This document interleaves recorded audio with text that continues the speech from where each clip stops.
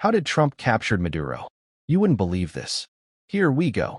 It was a steamy night in Caracas on January 2, 2026. President Nicolas Maduro was in the Miraflores Palace, practicing his signature serious frown in the mirror while his wife, Cilia Flores, applied what could only be described as industrial-strength hair gel to his mustache. "Mi amor," he said dramatically.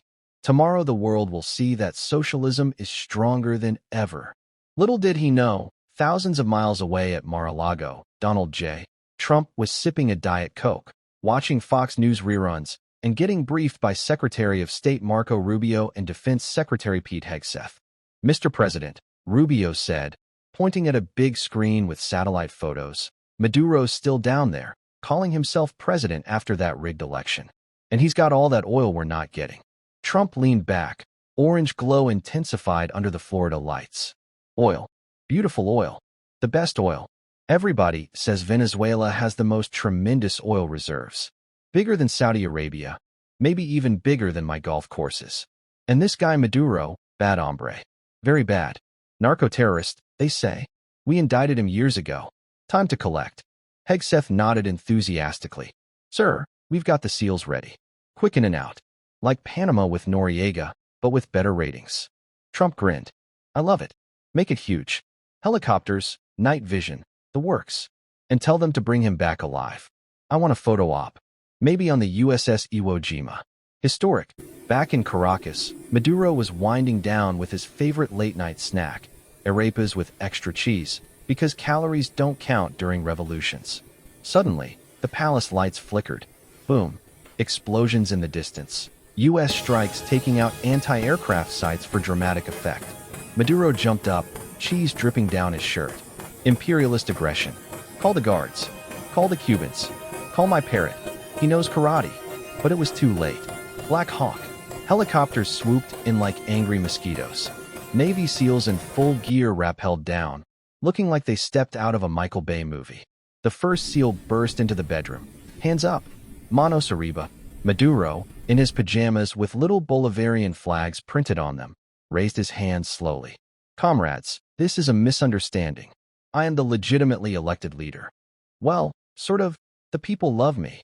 Cilia screamed, clutching her hair gel bottle like a grenade. "Don't touch the mustache. It's a national treasure." One SEAL politely zip-tied Maduro while another accidentally knocked over a portrait of Hugo Chavez. "Oops, sorry about your ghost, boss." Maduro protested the whole way to the chopper. "This is kidnapping. Violation of sovereignty. I'll complain to the UN. Right after I finish this arepa." As the helicopter lifted off, Maduro looked down at Caracas one last time. "Tell Delcy she's in charge now. And remind her to feed the parrot." Hours later, aboard the USS Iwo Jima in the Caribbean, Trump posted a blurry photo on Truth Social. Maduro in an orange jumpsuit. They changed him for the pic, looking confused next to the American flag. Caption: "Captured the narco-dictator.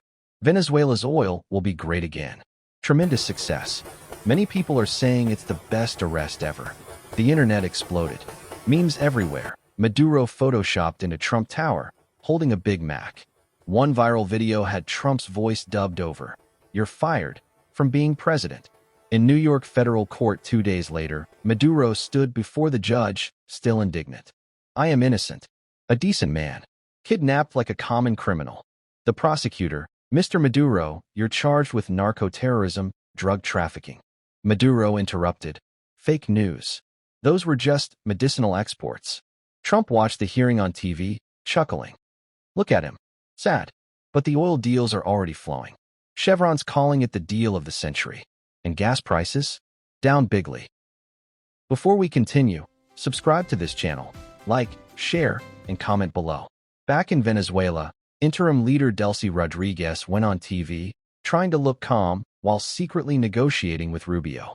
"We'll cooperate, mostly, but no touching the socialist programs." The world debated invasion, law enforcement, reality show gone wrong. But Trump? He was already planning the next season. Who should we grab next? Maybe that guy in Colombia complaining about migrants. And somewhere in a New York detention center, Maduro whispered to his cellmate, "Comrade, pass the hair gel."